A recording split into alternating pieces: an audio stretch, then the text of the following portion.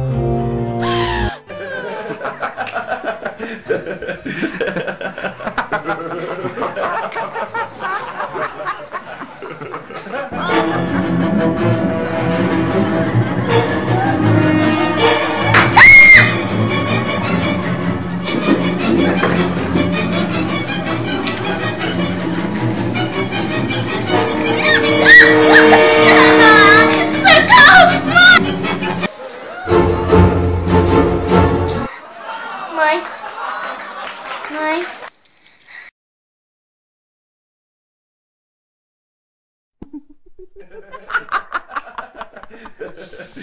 Filha,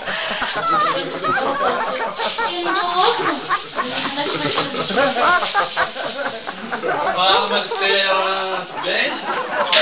Não. Eu vim aqui apenas fazer uma consulta com você. Só quero que você responda algumas perguntas pra mim, tá? Aqui não é aula de português. Maristela, você anda vendo monstros por aí? Não, Maristela, dá muito bem pelo tempo que vem de fora e tá falando essas coisas. Não pensa as coisas que você... Eu não tô louca, tem bicho aqui! Não tem, você pode ver, ó. Pode ver, ela não tem, olha aqui, ó, ali ela não tem bicho, pra cá também não tem bicho, não tem nada. É só coisa da sua imaginação, né? Mãe, por favor, você pode chegar aqui? Posso? Conversar? Você pode levar ela no meu consultório segunda-feira, às 3 horas. Tá bom? 3 horas ele vem buscar. Então tá.